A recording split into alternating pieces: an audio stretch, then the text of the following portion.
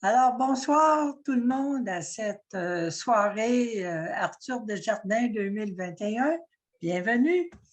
Pour ceux qui ne me connaissent pas, je suis Elisabeth Allard et je suis membre du Club de Richelieu depuis 2016. Bonsoir à tout le monde, bienvenue aussi à cette soirée. Bonsoir Elisabeth. Et moi, je suis Guillaume Kofi, je suis également membre du Club Richelieu Ottawa depuis 2016. Lorsqu'on nous a demandé, Guillaume et moi, d'être maître de cérémonie et d'agir en duo, voici comme on est maintenant, nous nous sommes dit une chose. En ces temps de pandémie, nous avons tous été probablement confrontés à une situation pour laquelle nous n'étions pas préparés. Notre monde a basculé, c'est vrai. Jeunes, enfants, adolescents, personnes âgées, nous avons souffert.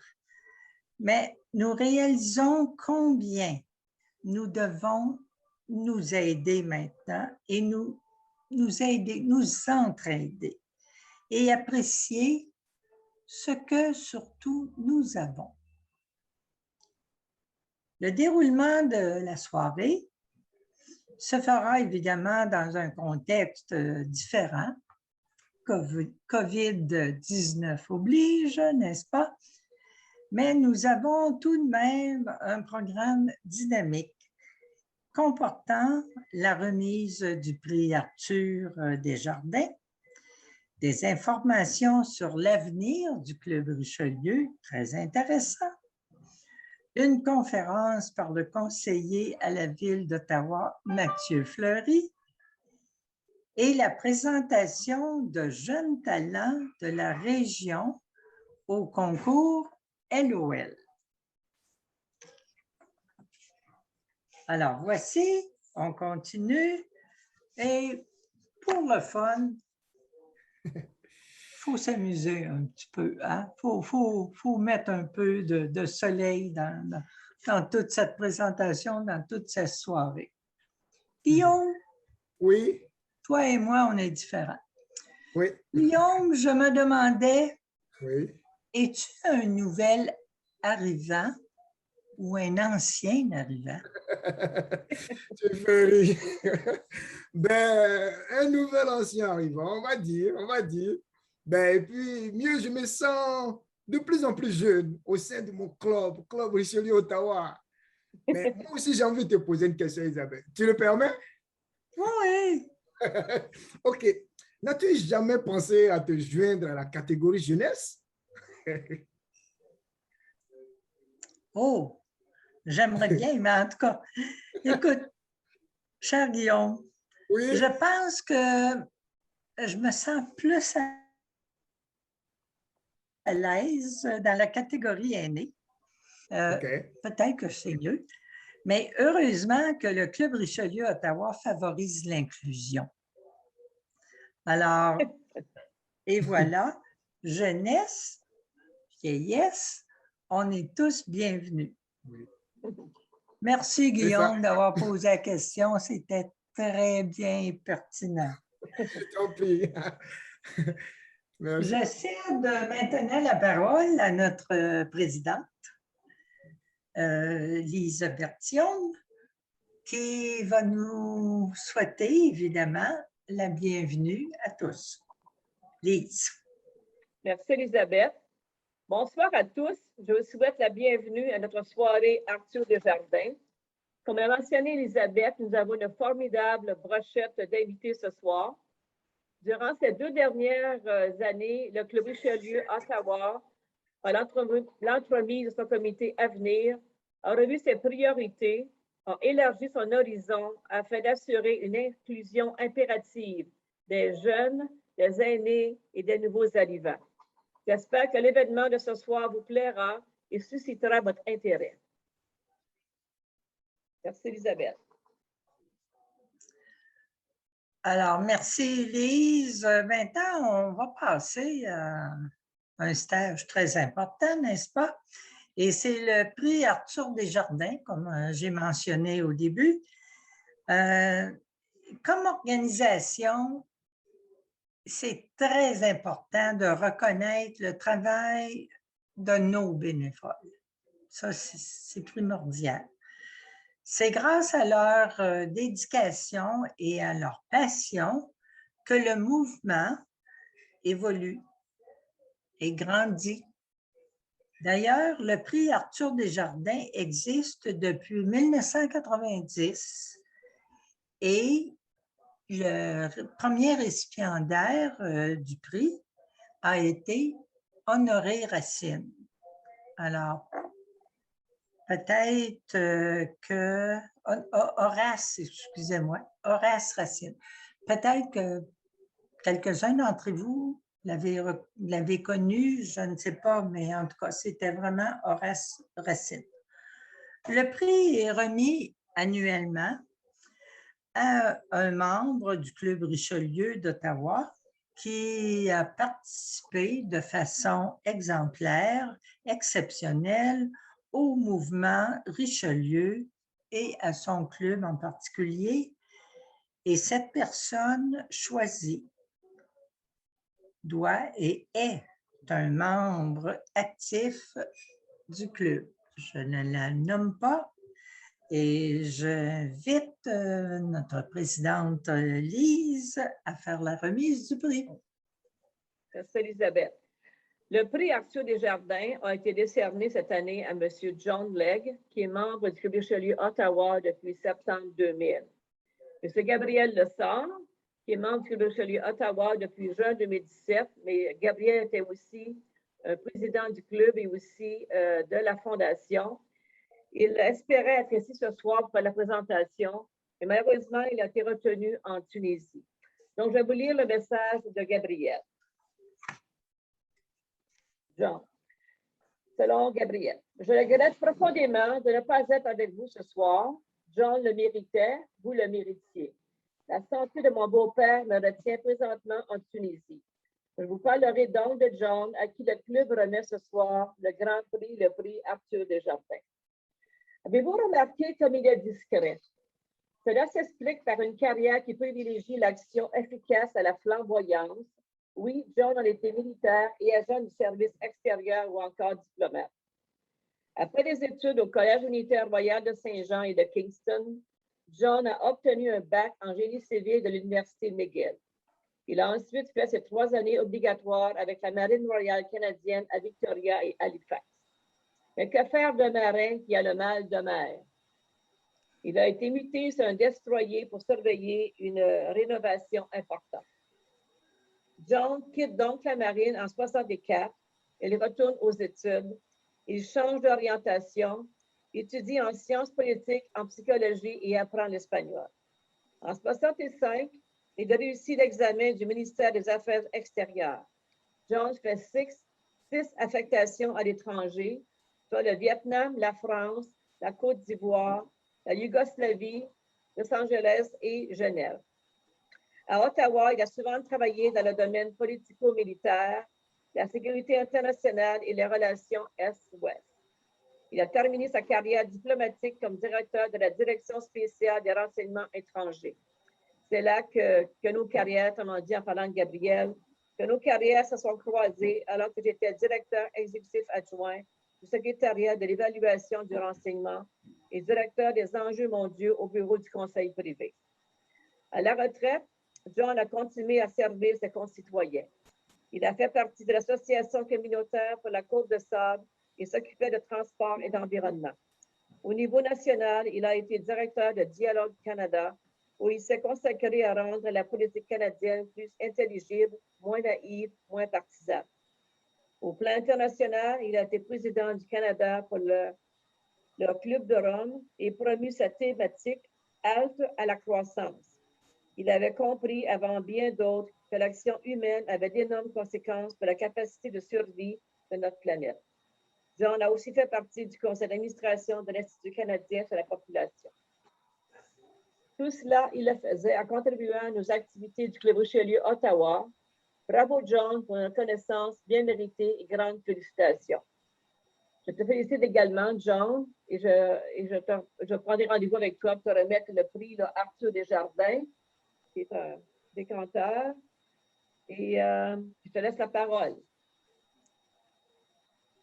Merci beaucoup, Lise. Je me sens un peu pas à la hauteur. Je ne voudrais pas utiliser le mot imposture, mais j'avoue que si je voulais arranger ce prix, voici ce que j'aurais fait, c'est-à-dire d'organiser une séance sur la cybersécurité, ce que j'ai fait, mais tout de suite après, le COVID-19 est tombé, boum, comme un marteau sur Ottawa. Alors, la concurrence n'était pas très vive, n'est-ce pas? Parce qu'il n'y avait pas d'autres séances à organiser. Alors, c'était un peu comme ça que ça s'est arrivé. Et puis, mais je suis très honoré puisque je sens beaucoup la chaleur humaine de mes concitoyens francophones. Et c'est ça qui me manque dans toutes mes activités anglophones. Alors voilà, c'est vous autres qui ouvrent cette porte pour moi. Alors, si je peux recevoir ce prix et m'amuser en même temps, il n'y a pas de mieux, n'est-ce pas? Alors, merci beaucoup. Je ne le mérite pas, mais je l'accepte avec humilité. Alors, merci. OK, merci, John. Merci beaucoup. Je prends rendez-vous de te rencontrer. OK, merci. Bravo, John. Bravo, John. Alors, moi, je viens de découvrir quelque chose, là, hein? On apprend tous les jours. John, tu as un passé, ta famille a un passé de la marine marchande, alors moi aussi. Mais mon père et mon grand-père et mes ancêtres étaient tous des marins marchands. Alors, peut-être qu'un jour, on pourra se parler de ça. Qu'est-ce que c'est beau, hein? Voyez, on ne sait jamais. On se connaît, mais on ne se connaît pas à peine. Alors, voici, maintenant, Madame la Présidente, vous avez un autre remerciement à faire. Merci, Elisabeth. Je vais aussi profiter de l'occasion, comme présidente de la Fondation Ottawa-Richelieu Fondateur, pour souligner la contribution de Gilles Ménard au sein de la Fondation. Gilles a passé de nombreuses années avec nous sur le conseil d'administration. Gilles, c'était un intellectuel chevronné, un passionné de l'art et de la musique, mais il a été pour nous l'expert en gestion financière, administrative et gouvernance des organismes de bienfaisance. Grâce à Gilles, nous avons respecté les normes gouvernementales. Il a été un fervent supporter de la Fondation depuis ses débuts. Donc, pour Gilles, nous avons une belle bouteille de vin. Je ne sais pas s'il est là ce soir. Ma bouteille de vin, je vais lui remettre. Et aussi, il pourra partager avec son épouse, Madeleine, pour la remercier de sa chère patience. OK, donc, c'était supposé d'être là ce soir, mais je ne l'ai pas vu. OK, je vais la rencontrer. OK, merci, Elisabeth. Merci. Alors, bravo, Gilles, et puis tous nos meilleurs souhaits. Merci encore de ta participation, de ton engagement. Alors, nous passons maintenant, on parle d'intergénérationnel, n'est-ce pas? Alors, on passe au concours LOL, un concours des jeunes. Alors, j'invite Justin Chénier. Il est là, oui. Justin, tu es là? Oui. Bonsoir, Oui. bonsoir. Alors, je t'invite, Justin Chénier, gestionnaire du projet, à expliquer qu'est-ce que c'est le concours LOL et présenter le résultat, évidemment, du concours de cette année et évidemment, l'humour relié à ce projet. Ben, merci beaucoup, Elisabeth, pour la belle présentation. Oui, je m'appelle Justin Chénier, je suis gestionnaire du concours LOL Mort de rire Desjardins, qu'on appelle, qui est un peu trop long, mais on va dire concours LOL pour ce soir. Dans le fond, c'est très simple, c'est un concours qui est là pour les élèves de 12 à 18 ans qui veulent écrire un numéro humoristique, qui veulent essayer du stand-up. Puis c'est là depuis 2014. Petit fait intéressant, moi, j'ai été participant la première année de 2014 à 2017, j'ai été participant. Puis là, malheureusement, j'ai gradué, donc je ne pouvais plus participer. Fait que ce que je me suis dit, sais-tu quoi, je vais devenir gestionnaire, puis me voilà ce soir avec vous à cette magnifique soirée. Mais là, ce soir, on n'est pas là pour mettre le brillant sur moi. On a deux jeunes qui ont participé aux éditions un petit peu après moi, qui vont faire leur texte humoristique pour vous. Donc, j'espère que vous allez apprécier ça. Vous allez voir, ils sont super drôles, mais il faut commencer avec un. On ne peut pas commencer avec les deux en même temps. Pour commencer, avant qu'on commence, j'aimerais juste préciser pour les jeunes humoristes, si c'est possible d'allumer vos caméras pour qu'on voit vos réactions faciales, puis qu'on ferme les micros juste en cas qu'il y ait un bruit déconcentrant dans le fond de votre chambre, peu importe où ce que vous êtes. Mais c'est la meilleure façon qu'on peut fonctionner en virtuel pour supporter nos jeunes humoristes. Mais il n'y a rien aussi qui vous empêche d'écrire dans le chat des bravos si vous avez trouvé une blague qui était drôle, de mettre des applaudissements. Il n'y a rien qui vous empêche de faire ça. Donc, avec tout ça qui est dit, j'aimerais commencer avec notre gagnant de la 5e édition, qui était en 2018-2019.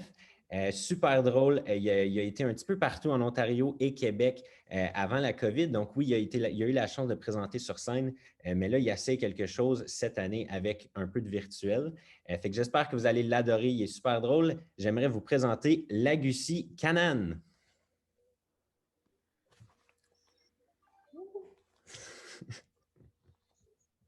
Merci. Merci pour les applaudissements. Mais je sais que vous ne m'applaudissez pas parce que je présente. C'est parce que je suis congolais et j'ai survécu à l'hiver. Je pense qu'il y a un complot.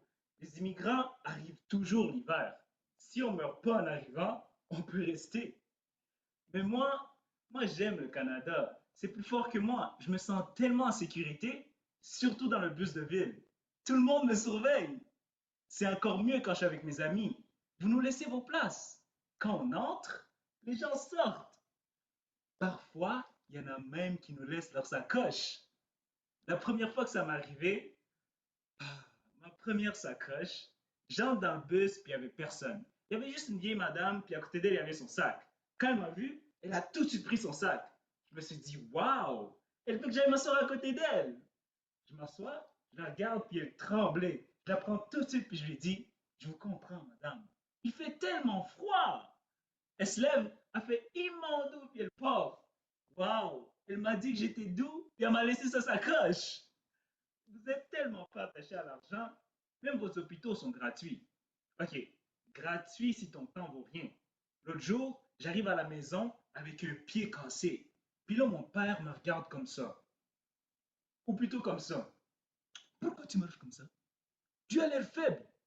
Oh, tu t'es fait mal. Tu mérites une punition. Non, non, c'est correct.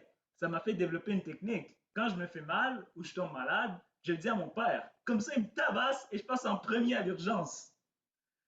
J'aimerais ça devenir médecin. Ok, je sais que la médecine, ça coûte cher, mais je ramasse les bourses dans l'autobus. Puis j'ai un plan. Je vais faire mes études au Congo, pas ici. Comme ça, quand je vais revenir, je vais avoir deux professions. Médecin et chauffeur de taxi. Quand je dis que je suis congolais, il y en a qui pensent qu'on est autant dans ma famille que dans une colonie. Calmez-vous, on est juste 12. Vos familles sont bien plus grandes, mais c'est pas juste, vous faites du travail d'équipe. Moi, tous mes frères et sœurs viennent du même père et de la même mère. Ma blonde, elle a 23 demi-frères. Elle sort avec moi juste parce qu'elle est sûre que je suis pas dans sa famille. Elle me dit tout le temps, mais là, mon amour, je peux pas me tromper, t'es brun. Ok, j'avoue que c'est quand même beaucoup 12. L'autre jour, j'ai demandé à ma mère, maman, Est-ce que tu connais la date de fête de tous tes enfants? Elle me regarde comme ça. Tu vois les plus jeunes là? Prends son âge. Ajoute 9 mois, ajoute 9 mois, ajoute 9 mois, jusqu'à 12. Moi, je suis même pas sûr de mon âge. Fait que quand une fille me plaît, je la demande son âge, puis je m'ajuste. Au soccer, mes frères et moi, on domine tellement la ligue des 8 ans. Il y a des parents qui sont comme, hey, ils sont bien plus vite que les autres. Oui, mais c'est parce qu'ils sont noirs, ils sont bons au soccer. OK, mais celui-là, il mesure 6 pieds. OK, il est grand, c'est un noir. OK, mais ces deux-là, ils ont de la barbe. Hey, ta gueule, ils sont dans notre équipe et on gagne. Moi, j'aime le Canada, mais si je regarde ça objectivement, je suis immigré, francophone et je veux travailler dans les hôpitaux. Je suis tellement content que vous n'avez pas voté conservateur.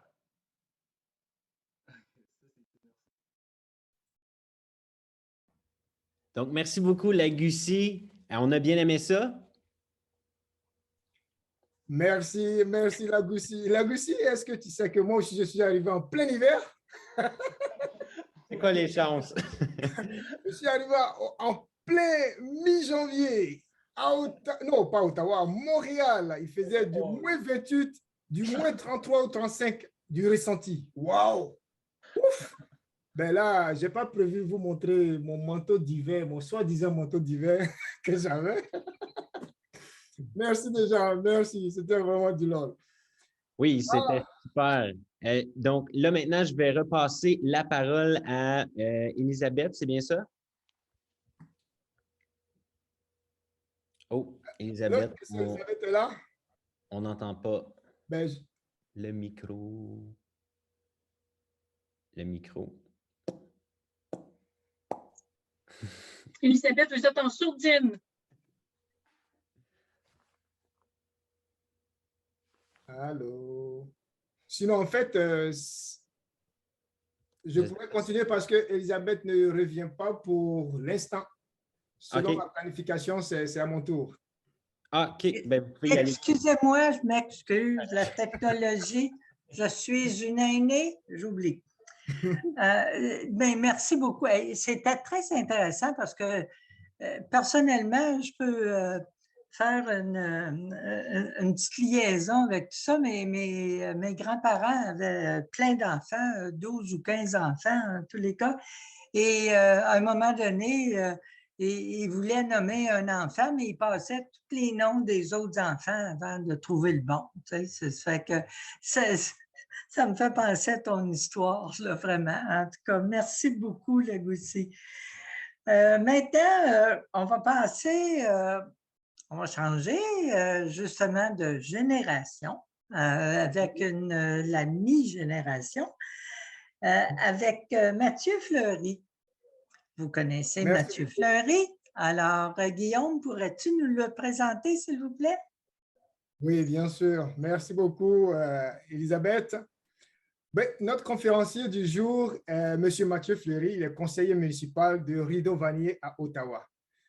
Sa présentation sera une réflexion sur l'importance d'impliquer les jeunes dans la communauté et en politique. Avant de lui céder la parole, je le vois déjà, il est prêt. Permettez-moi de dire quelques mots sur lui. Mathieu Fleury est né à Ottawa. Il a fréquenté les écoles Franco-Jeunesse et Franco-Cité.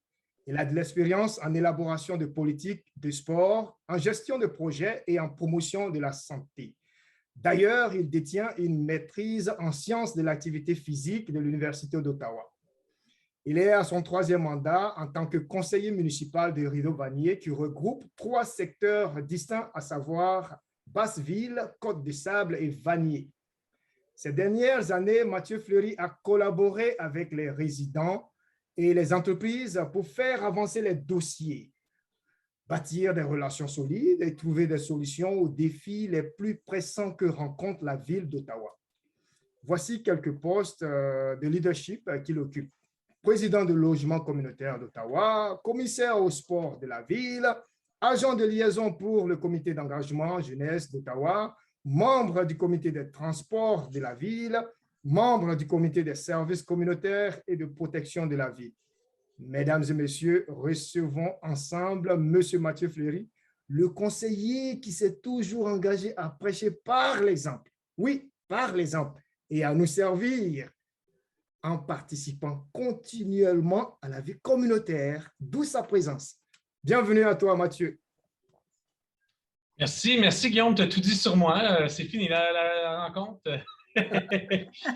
Bien, bonsoir à tous. Bonsoir Elisabeth, bonsoir Guillaume, bonsoir Lise. Félicitations John. Bien mérité, John, un membre de la communauté de la Côte de Sable, très connu et très impliqué.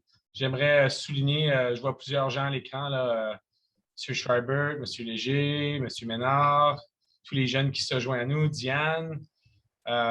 Super de vous voir tous et toutes. J'ai préparé une petite présentation. Je trouve que c'est important d'avoir un visuel, donc je me demande si on pouvait me donner accès à l'écran. Présentement, ça dit que je n'ai pas l'accès. Donc, si vous voulez savoir, là, je ne sais pas qui a le contrôle, allez sur participants, cliquez sur mon nom, puis donnez-moi co-host. Ça va me donner la chance de pouvoir partager. Donc, je prends un petit instant. Un instant, Mathieu va faire ça tout de suite. Alors, je ne vois pas mes participants. Oui, ils sont ici. Mathieu, je te nomme animateur. Je peux juste te nommer animateur. Il faudra que tu me renommes animateur après. Oui, parfait. Je l'abandonne après ma présentation. OK. Et maintenant, hôte. Parfait. Merci, Jean. OK. Alors, tout le monde voit mon écran? Voilà, je vais le mettre plein écran. L'ordinateur va crasher. OK. Et voilà. Donc, je voulais partager, je me suis dit, comment est-ce que je peux expliquer la participation citoyenne puis son impact sans vous montrer du concret? Donc, je trouvais ça important de passer à travers peut-être certains visuels qui peuvent être pertinents. La première chose, ça, c'est une image de moi lors de ma première élection. J'ai beaucoup vieilli depuis. En 2010, j'avais 24 ans. Donc, moi, je représente la Basse-Ville, la Côte-de-Sable et Vanier. Pour ceux et celles qui connaissent la politique, pas pour vous donner un grand cours, mais au niveau municipal, il n'y a pas de parti politique, donc je suis un indépendant. Puis, je représente un quartier physique, mais je suis un conseiller municipal à travers la ville. Puis, Guillaume, comme il l'a souligné tout à l'heure, a signifié certaines de mes responsabilités à la table du conseil. Plusieurs dont je suis très fier, mais évidemment, président de logement communautaire, c'est ce qui me tient le plus près de mon cœur. On est le plus gros propriétaire en ville. On est un travailleur, on est un lieu de travail essentiel. Puis à chaque soir, 365 jours par année, on est là pour offrir un logement avec une clé, une cuisine, une chaleur quand il fait froid, froid quand il fait chaud. On crée des espaces sécuritaires pour les communautés, les jeunes, les aînés, puis les familles à faible revenu. Donc, la communauté que je représente en image, c'est le marché Bail, la Basse-Ville, la Côte-de-Sable et le campus universitaire, et puis la cabane à sucre qui va être rebâtie dans Vanier, et évidemment la communauté de Vanier dans son ensemble. Moi, je n'étais pas nécessairement impliqué dans l'action politique, mais j'ai toujours été impliqué, que ce soit sur des conseils d'administration jeunesse, sur les conseils d'école, autant au secondaire qu'à l'université. Puis j'ai toujours trouvé ça enrichissant, puis je trouvais que mes contributions valaient la peine. Donc, pour moi c'est peut-être ça que je veux vous transmettre ce soir, là. Évidemment, je partage des diapos qui peuvent aussi vous donner un aperçu. Donc, ce que vous voyez à l'écran, c'est l'ampleur de la ville d'Ottawa. Donc, on est 1 million en population, mais on est à la superficie de Vancouver, Montréal, Toronto, Edmonton et Calgary, en plus d'avoir 100 km². Donc, 82% des zones d'Ottawa, ce sont des zones agricoles. Puis, si vous regardez juste le jaune à l'écran, ça, c'est pas le GTA, mais c'est juste Toronto. Puis Toronto, c'est tout près de 6 millions de personnes. Donc, vous voyez comment large qu'on est comme ville. Je voulais signifier des projets sur lesquels on a travaillé avec la communauté, puis jusqu'à quel point l'implication citoyenne est pertinente, puis comment elle peut influencer différents résultats. La première était une stratégie dans Vanier. Donc, Vanier avait beaucoup de projets, mais c'était difficile de communiquer avec l'ensemble de la communauté. Puis quand on consultait sur un projet, on avait toujours du feedback sur d'autres éléments. Je vous donne un exemple. On avait à refaire les conduites d'eau sur le chemin Montréal. Puis quand on a rencontré la communauté nous parlait des bâtiments. Puis certains nous parlaient des parcs. Donc, on a mis ensemble un nombre de stratégies d'envanie, l'art public, refaire les parcs, appuyer les nouveaux commerces sur le corridor, refaire le parc riverain. Donc, plein d'initiatives comme ça. Puis évidemment, la participation citoyenne peut se faire à plusieurs niveaux. Elle peut se faire dans la politique active, elle peut se faire au sein de l'association communautaire, elle peut se faire en une participation citoyenne sur une consultation publique plus spécifique, là, que ce soit la revitalisation d'un parc ou d'une rue particulièrement. Une des zones, je représente une zone qui est très historique, donc il y a un passé, puis aussi plusieurs perspectives qui sont pertinentes et importantes à considérer. Une zone comme le marché-bail, par exemple, quand on parle souvent aux gens d'un certain âge, il y a un rappel de bons souvenirs dans le marché-bail. Il faut se rappeler que le marché-bail était le seul marché à Ottawa. Évidemment, c'était le district commercial de l'époque. Donc, quand on consulte, il faut aussi comprendre la perspective des gens, pourquoi ils s'impliquent, les commentaires qui nous soulignent, puis à travers ça aussi, être pertinent dans nos consultations. Puis, moi c'est un des éléments que je travaille beaucoup avec la Ville, c'est s'assurer qu'on rejoint les communautés, s'assurer qu'on rejoint nos aînés, s'assurer qu'on rejoint les nouveaux arrivants, les jeunes dans les écoles. C'est pas juste de faire un affichage sur les médias sociaux, puis assumer que tout soit en place, là, puis que tout soit réglé. Il faut sortir des chemins traditionnels d'engagement, justement pour avoir une plus grande perspective sur ce qui se passe. Je peux vous parler du stratégie, c'est pertinent, mais j'ai utilisé cet exemple-ci, particulièrement la photo en haut à la droite, la passe universitaire. On parle souvent d'implication citoyenne puis son impact. À un moment donné, il y a un groupe de jeunes universitaires qui ont dit « Hey, nous autres, on est tous des jeunes, on achète beaucoup de passes de transport en commun. Pourquoi est-ce qu'on ne pourrait pas avoir une tarification en achat de gros? » Puis, ça démontre un exemple. Hein? Il y a eu quelqu'un qui a eu cette vision-là, qui est venu à la Ville, qui a dit « Regardez, nous autres, l'Université d'Ottawa, par exemple, c'est 43 000 étudiants, donc 41 000 ont la passe universitaire. » Donc, ça vous démontre l'ampleur du programme. Ça démontre que c'est un programme qui a été créé grâce à l'implication citoyenne. Donc, c'est une des passes les plus abordables quand on prend le modèle de la tarification du transport en commun.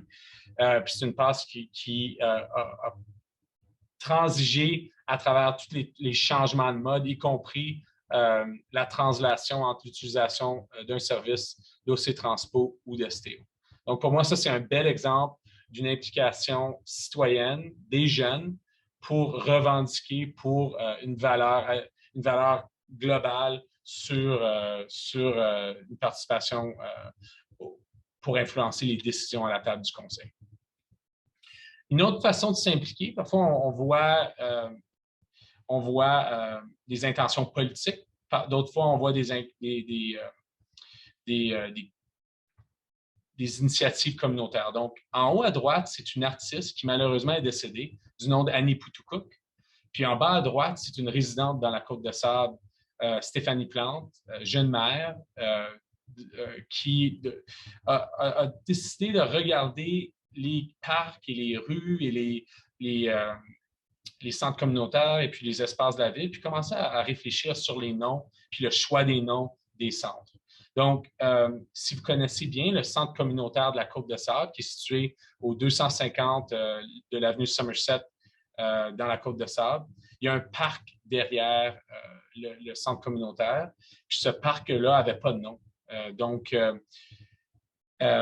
Stéphanie a communiqué avec la famille d'Annie Poutoukuk, qui est une artiste inuite qui habitait à Ottawa, qui est malheureusement décédée en situation d'itinérance.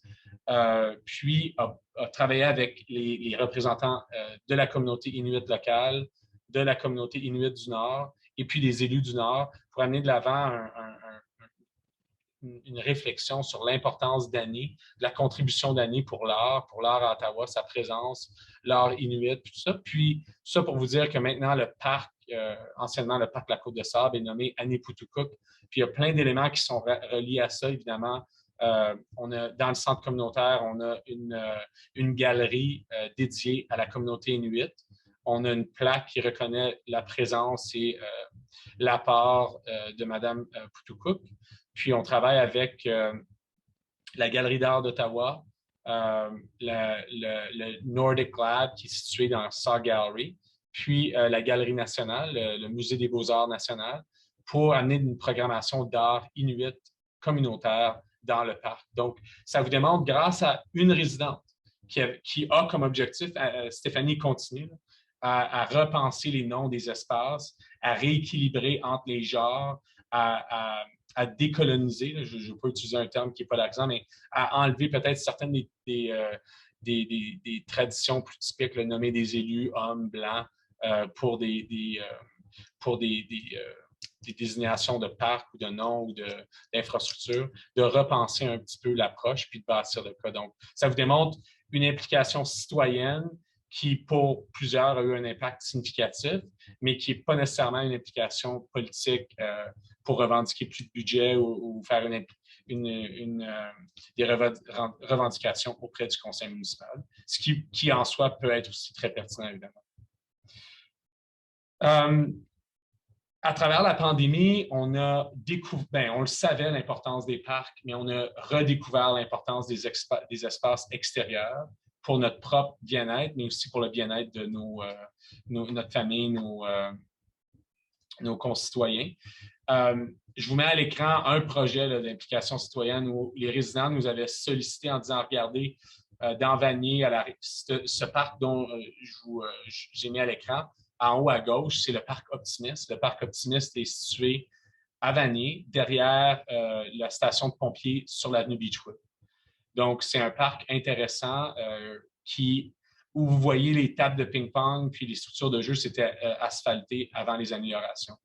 Donc, grâce à la participation citoyenne, le Club Optimiste, les résidents du coin, ils avaient revendiqué pour des espaces qui étaient modernes, sécuritaires et embellis. Puis on a travaillé avec les résidents là-dessus. Donc, il y a des exemples. Puis là, en bas à droite, le parc Riverain. Ça, c'est un parc sur lequel on a travaillé aussi. Là, puis justement, il va réouvrir ce samedi. Donc, si vous êtes si vous vous demandez quoi faire cette fin de semaine, sentez-vous à l'aise, vous êtes tous les bienvenus de venir au parc Riverain. Entre 10h et 13h, il y a plein d'activités gratuites familiales, puis un barbecue dès 11h30. Je ne fais pas un pitch politique, c'est juste j'en profite pour vous partager de l'information communautaire. Donc, moi, évidemment, la participation citoyenne peut être simple. Elle peut être par la participation, l'interaction sur les médias sociaux, mais elle peut aller à beaucoup, beaucoup plus loin que ça. Donc, je trouve ça pertinent. Je voudrais ajouter en terminant peut-être quelques composantes. Évidemment, les projets, tout ça ne se réalise pas sans implication citoyenne. Puis surtout les jeunes, souvent, on pense qu'il y a comme des mécanismes, tout le monde est payé, mais comme quand on regarde l'art, la culture, le sport, c'est souvent des parents, c'est souvent des bénévoles sur des conseils d'administration qui font avancer des projets. La Galerie d'art d'Ottawa, par exemple, la nouvelle scène, rebâtir la nouvelle scène. Tréva travaille, je vois Tréva à l'écran, puis désolé Tréva, j'aurais dû te souligner tout à l'heure, l'expansion du MIFO, par exemple. Bien, ça se fait par des gens qui contribuent leur temps, qui ont des projets, puis tout ça. Donc, la jeunesse, si vous observez des obstacles ou s'il y a des choses que les gouvernements font ou qui manquent dans la communauté, il ne faut pas juste se plaindre sur les médias sociaux, il faut aussi prendre action. Puis souvent, prendre action, bien, c'est faire du bénévolat au sein d'un organisme, créer un organisme, s'organiser. Puis je vous laisserai peut-être, puis Jean et Élise et Elisabeth et Guillaume, si jamais vous voulez, je peux prendre des questions aussi là, sur ça, je n'ai pas de problème, mais comme je vous laisserai avec l'idée finale, c'est qu'en 2017, on est arrivé au 150e du Canada, puis je sais que pour certains, ce sera loin, mais pour plusieurs, ce ne sera pas. Vous vous souvenez de la machine, puis plein d'activités. Mais une des implications politiques, c'était de définir Ottawa comme une ville officiellement bilingue. Puis, c'était extrêmement pénible d'avancer la chose au conseil municipal parce que, malheureusement, statistiquement, les communautés majoritairement francophones sont seulement quelques-unes. Mais pensez-y autrement. Imaginez si les francophones dans toutes les communautés de la ville étaient membres de leurs associations communautaires de quartier. Une discussion beaucoup plus informée, beaucoup plus francophile, beaucoup plus inclusive aurait pu avoir lieu. Donc, oui, on a détourné la question politique, on a utilisé les mécanismes provinciaux. Ottawa, par désignation comme capitale, est maintenant officiellement bilingue. Il y a plein de défis dont je vous parlerai si jamais c'est d'intérêt pour le groupe Richelieu, mais j'utilise ce mécanisme-là pour vous démontrer comment l'inaction citoyenne peut aussi mener à un manque de progrès qui aurait dû, en fin de compte, être simple. Quand on regarde les statistiques puis les sondages qui avaient été faits à l'époque, plus de 87% des résidents de moins de 45 ans étaient favorables au bilinguisme. Donc, quand on commence à regarder qui est contre le bilinguisme, c'était les anglophones, unilingues, anglophones de plus de 65 ans. Donc, c'est là où moi je dis que la jeunesse a un potentiel immense d'influencer où on va, puis d'avoir un impact, mais c'est pas en... L'implication, puis les Richelieu, c'est un bel exemple de ça, c'est l'implication se fait par la participation citoyenne de façon continue, de façon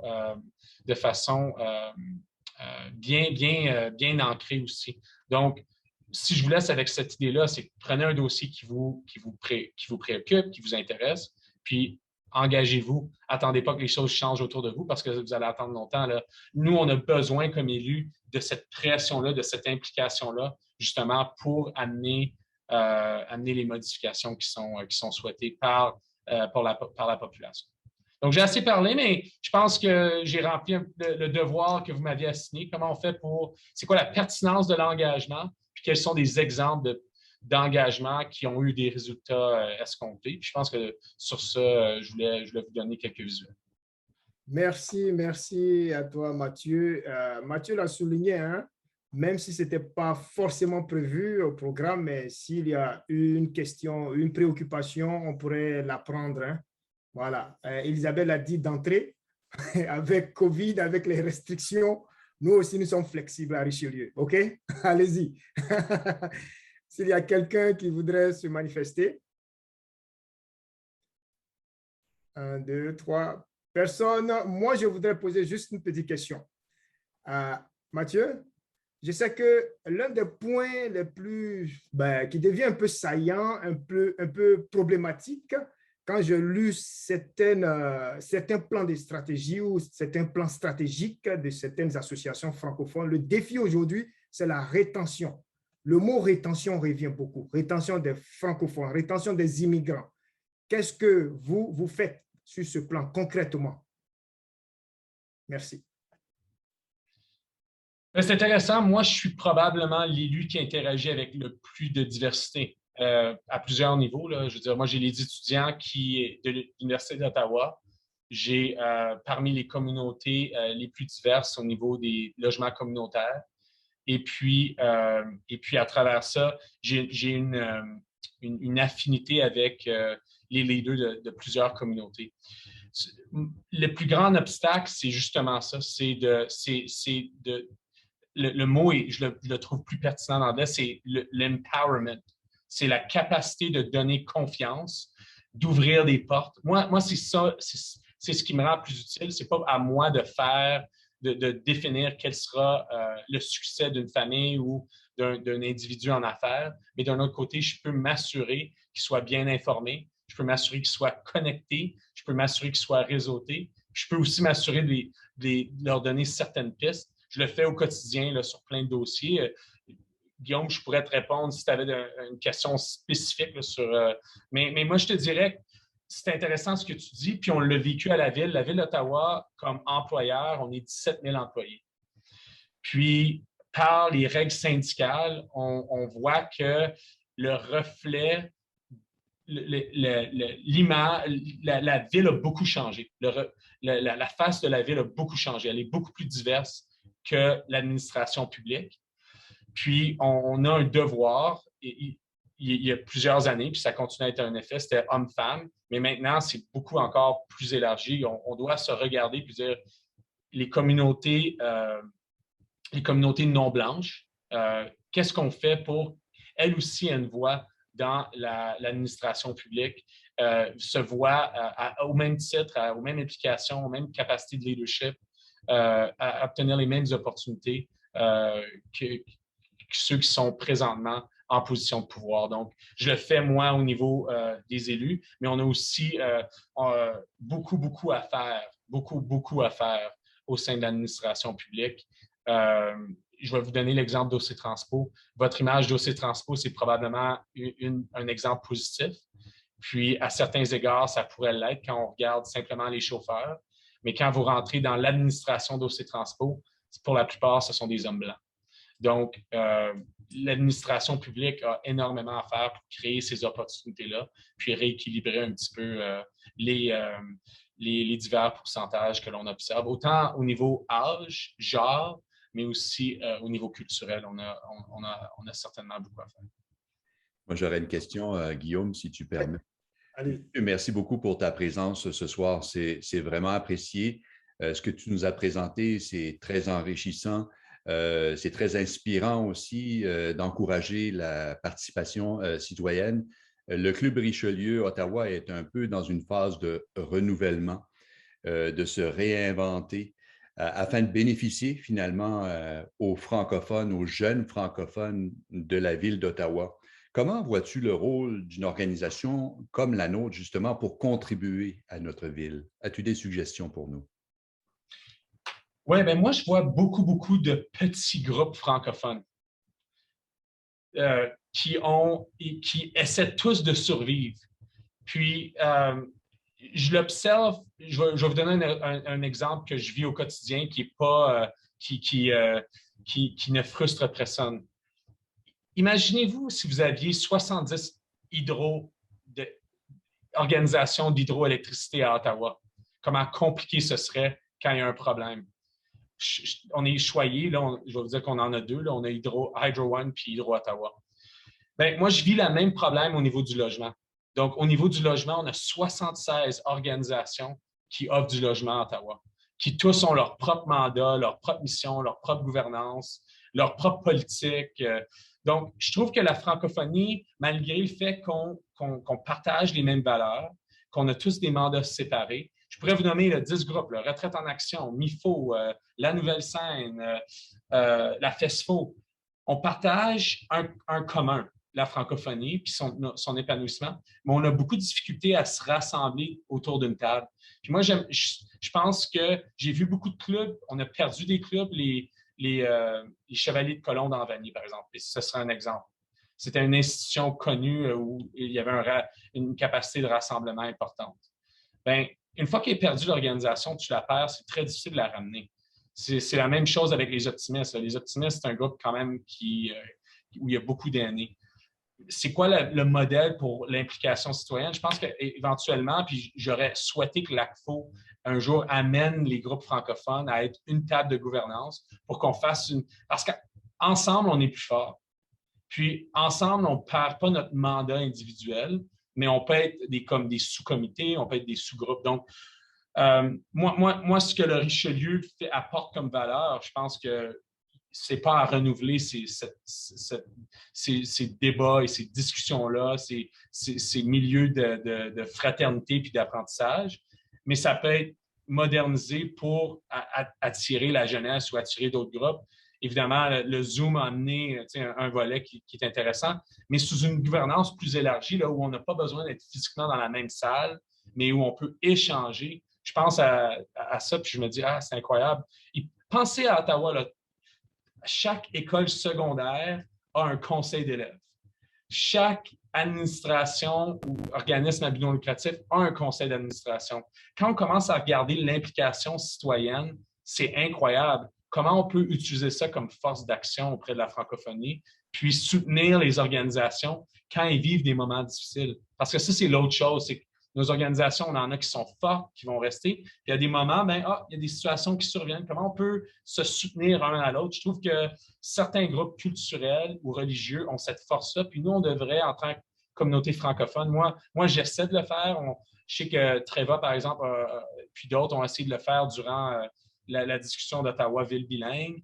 Il y a place à ça. Je pense que l'histoire des batailles de clochers francophones du passé ont beaucoup changé. La jeunesse ne regarde pas cette histoire-là d'une façon négative. Elle cherche à être rassemblée puis à être stimulée dans tout ça. Donc, moi, je regarde un égard positif, mais comme élu, je peux aviser, je ne peux pas forcer des conseils d'administration puis des amalgames. Donc, mais je peux en parler de façon positive. Puis, certainement, je vois beaucoup d'opportunités à ce niveau-là. Merci beaucoup à toi, Mathieu. Merci. Et puis, dans ton intervention, le mot autonomisation était là. Et j'aime aussi un autre mot, la responsabilisation. Oui, c'est ça. Quand des personnes on leur donne cette occasion de voler de leurs propres ailes, comme on dit là, effectivement, il y a la responsabilité qui est à côté. Merci encore. Au fil des ans, on remarque et on a déjà constaté que tu as su démontrer ton leadership dans la communauté. Bravo. Merci. Vraiment, on a envie de dire que ton travail sur plusieurs enjeux touche de près la communauté francophone. Et ta présence ici n'est pas fortuite. Tu contribues effectivement à l'épanouissement et à la vitalité des francophones. Merci encore. Merci. Isabelle, je te laisse la parole. Alors, merci Mathieu. Guillaume a tout dit. C'est merveilleux. On prend bonne note de toutes tes observations, tous tes conseils. Et évidemment, oui, il faut viser vers l'intergénérationnel. Ça, c'est primordial. Alors, en parlant d'intergénérationnel, on va continuer avec la vision d'avenir du Richelieu, justement. On vient de le mentionner, alors, qu'est-ce qu'on veut au Richelieu? Alors, moi, j'aimerais inviter Fernand, s'il vous plaît, en tant que président de Vision d'avenir. Fernand, tu peux nous expliquer quelle est cette vision? OK. Et qu'est-ce que ça comporte? Quels sont les outils auxquels on peut se référer pour connaître cette vision? Il est là, Fernand? C'est pas toujours automatique, mais ça ne me prend pas trop de temps. OK. On en a toutes les semaines, là, ces réunions-là. Fait que, oui, ce que je voulais mentionner, c'est un petit peu le cheminement qu'on a fait. On a déjà discuté avant de recrutement, comment recruter, mais après ça, on est allé un petit peu plus loin. Puis, en octobre, finalement, on a fait des démarches qui ont donné naissance à un plan en bonne et due forme afin de planifier le futur du groupe, puis un plan de renouveau et de recrutement. Le comité, au départ, il était composé de Jean Légère, Daniel Sigouin et moi-même, avec l'aide de la présidente. Puis après ça, Guillaume s'est ajouté à ça. Éventuellement, l'exécutif a été mis au courant de tout, il a pas mal donné son aval. On est pas mal tous à la même longueur d'onde. Le COVID, il ralentit les choses un peu, mais on a avancé. Bien qu'on va toujours continuer d'attirer des membres qui sont intéressés à participer à ce que nous faisons présentement, nous voulons nous concentrer à recruter des plus jeunes, dans vingtaine, trentaine, quarantaine. Nos œuvres ont quand même toujours été au profit des jeunes d'expression française, ce qui laisse de la place à beaucoup d'initiatives. Donc, on cherche des jeunes qui veulent redonner à la communauté et l'enrichir. Puis, on souhaite également que le club reflète la réalité actuelle de diversité culturelle de la francophonie d'ici et soit inclusif. On a établi un plan d'action défini avec le but que les jeunes aient notre appui en arrière d'eux autres, puis puissent appuyer les causes qui leur tiennent à cœur avec les besoins actuels importants à leurs yeux et ne pas nécessairement imposer nos choix. On veut que les jeunes puissent s'épanouir dans un club par et pour les jeunes, dans les activités qu'ils poursuivent. Les connaissances des membres existants vont certainement pouvoir les aider, ainsi que les nombreux contacts qu'on a accumulés avec le temps dans toute la francophonie d'ici. Nous aimerions que la transition vers un club plus jeune se fasse dans le respect, comme je dis, de ce que les jeunes veulent faire, dans la capacité qu'ils peuvent aussi, parce que des fois, avec les familles, pas toujours facile, justement, de Zoom aide. Il n'y aura pas nécessairement d'obligation de toujours suivre les réunions régulières comme en présentiel. Puis, on doit travailler prochainement un sondage parmi peut-être les membres potentiels cibles afin de voir ce que les jeunes désirent dans la communauté, afin de mieux cibler nos œuvres. On a aussi un nouveau site web, en passant, qui est obtenu grâce à l'aide financière par l'entremise de la FO. On bénéficiait du programme de Fonds d'aide à la relance pour entreprises et organismes communautaires francophones du sud de l'Ontario. Je ne peux pas me souvenir de ça par cœur, c'est sûr. On peut appeler ça FAREOSO. En tout cas, on a maintenant un beau site, mais là, il faut maintenant travailler fortement au recrutement puis au sondage. Puis, je peux dire que moi, j'ai commencé à discuter, puis j'ai quand même un bon feedback des gens à qui j'ai discuté, puis je parle des jeunes. Donc, on s'attend à faire un bon bout de chemin un peu différent, mais ce que j'ai réalisé en faisant l'exercice moi-même, c'est que les changements que je préconisais moi-même étaient dans mon cas, je pensais qu'ils étaient bons, mais étaient trop lents. Puis c'est des choses qui doivent aller en s'accélérant. En travaillant le Club Richelieu, quand même, on ne part pas à rien. On a quand même un branding important. Mais il y a besoin de se redéfinir avec la nouvelle image que les jeunes voudront bien lui donner, toujours dans le même esprit Richelieu. Tu sais. Donc, voilà, c'est tout ce que j'ai. Je ne sais pas s'il y en a qui ont des questions. Je ne vais pas m'éterniser. Merci. Merci, Fernand. Elisabeth, est-ce qu'elle est là? Hop, Trevor, quelque chose? Elisabeth, tu n'as pas de son. Excusez, mon son était fermé. Okay. C'est quoi votre plan, Fern, pour aller chercher les jeunes? Parce que, je pense que nous avons tous fait des efforts pour avoir les jeunes dans nos clubs. Moi, je sais que quand Vision a commencé, c'était 80% des jeunes. Mais les jeunes, ils partent, ils se marient, ils déménagent, ils s'en vont ailleurs. Mais avez-vous une stratégie particulière ou c'est assez complexe qu'on est arrivé. On a fait une certaine formation. On a fait venir même des responsables de clubs qui ont un grand succès dans leurs organisations sans nécessairement, je pense que je veux dire par le branding, c'était pas besoin de suivre le modèle Richelieu comme tel. Oui, il y a toujours l'esprit de la chose, mais il faut vraiment que ce soit le club même qui définisse, qui soit le moteur de tout. Fait qu'il va y avoir une identité propre à notre club, à chaque club. Puis d'en faire quelque chose qui est cohérent puis actualisé. Tu sais. Ce ne sera pas facile, mais ça avance. Puis comme ça, je dirais que c'est beaucoup plus optimiste que j'étais, même si je ne suis pas un club optimiste. Je suis beaucoup plus optimiste que je l'étais. Puis tu sais, j'ai quelques membres prospects aussi là-dedans déjà dans les plus jeunes. Mais il y a un plan à établir, puis il y a du temps à y mettre. Puis il faut vraiment faire sonder les jeunes pour voir qu'est-ce qui les intéresse.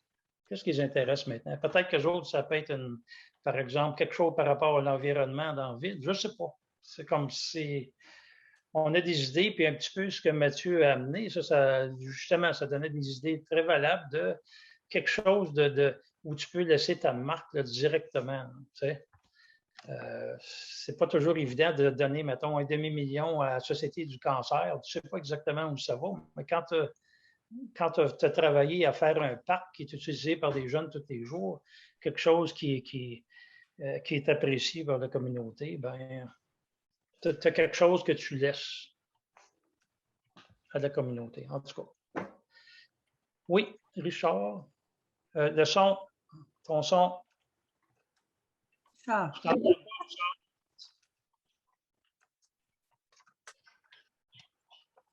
Richard, son son. Tu enlèves ton mute. Mute. OK, c'est beau. C'est beau.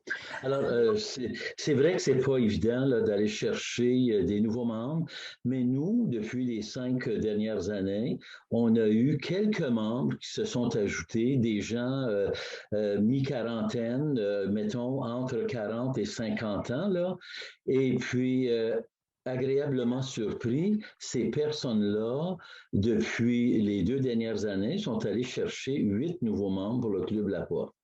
Alors, nous, moi, je me considère un ancien, je vais avoir 75 ans, là. Alors, mais puis beaucoup de nous, là, notre génération du club, on est encore là, on est encore sur le CA, mais avec le renouveau, les jeunes qui nous remplacent. Et puis, moi, je dis les jeunes parce que ce sont des gens de 40 à 50 ans. Et agréablement surpris, il y a une reprise. Quand j'étais à la dernière présidence que j'ai eue il y a 8 ans, nous étions 42 membres et on est descendu jusqu'à 16 membres. Et là, on retourne à 21 membres cette année. D'ailleurs, notre premier souper, on va introniser le nouveau président et nos 5 nouveaux membres cette année. Alors, je lève mon chapeau à nos jeunes de 40-50 ans parce que c'est eux qui vont les chercher dans leur milieu de travail, la plupart. Et puis, c'est vraiment intéressant de voir le retour de la balance, là. En tout cas pour notre club, parce qu'on s'en allait, là, on diminuait à chaque année là, de 7-8 membres, mais c'est vrai qu'il y en a plusieurs qui sont décédés parce qu'on est un club quand même avec beaucoup de membres âgés, mais là, il y en a de moins en moins. Et il y a une relève. Alors, là où il y a de la vie, il y a de l'espoir, qu'on dit. Ben, alors, c'est ça. Mais c'est pas évident d'aller chercher des membres pour nos clubs. OK. Merci. Merci. Merci beaucoup. Merci, Fernand, pour ce beau témoignage. Merci à ceux qui ont posé des questions. Et toujours dans le contexte intergénérationnel, voici, on parle des jeunes et on continue avec la suite du concours LOL. Alors, Justin, s'il vous plaît, tu peux nous parler de l'autre jeune. Remercie encore Elisabeth pour la deuxième présentation. Je l'apprécie. Donc là, moi, je vais faire ça vite parce que c'est bientôt l'heure d'aller me coucher. Je travaille demain. Fait que dans le fond, c'est très simple. À partir de 2019-2020, on a eu la COVID qui a rentré dans nos vies, malheureusement. Mais on a été capable d'innover. Puis ça, c'est pas juste de notre côté. Au concours LOL, c'est un petit peu partout. On a tout essayé de changer nos manières. On a fait des rencontres virtuelles et tout. Mais nous autres, au concours LOL, Mort de rire Desjardins, ce qu'on a décidé de faire, c'est de continuer les présentations, mais de façon virtuelle pour que les jeunes aient quand même la chance de présenter comme ce soir. Puis Rihanna, c'était la gagnante de l'édition, la première édition qui était en virtuel. Donc, vous allez voir, elle est super bonne. J'aimerais vous présenter Rihanna Balmire. As-tu déjà été troublé par ta propre réflexion? Genre, tu te regardes dans le miroir et tu es convaincu que si tu étais finaliste dans un concours de beauté avec Shrek, tu finirais en 2e place? Si oui, vous n'êtes pas seul. Je m'inclus là-dedans. Mais au fond, c'est stupide, un manque de confiance en soi. Genre, tu es un humain, comme tous les autres, et tu es convaincu qu'il y a quelque chose qui cloche avec toi en particulier. Tu te sens comme la dernière tranche de pain que personne ne veut manger. C'est comme se croire spécial, sauf que tu trouves que tu es exceptionnellement poche. Genre, gagner la loterie, mais apprendre le lendemain, tu as un cancer terminal. Nos insécurités sont petites, mais trouvent des manières de s'infiltrer dans les places les plus aléatoires de nos vies. Je vous mets en contexte. Disons que je prends un dîner avec le monde qui sont payés pour me tolérer, mes collègues. On va souvent au Starbucks parce qu'on aime boire l'équivalent calorique d'un Big Mac.